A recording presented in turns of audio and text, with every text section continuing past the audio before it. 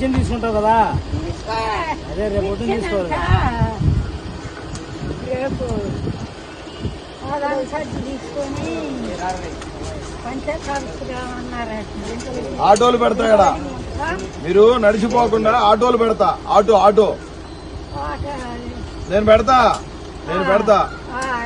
అందరికి పెడతా.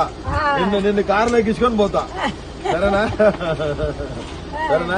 కారులో ఎక్కించుకొని పోతా.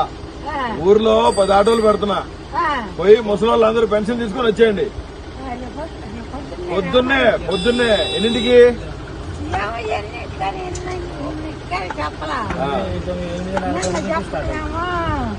ఏం చెప్పారు?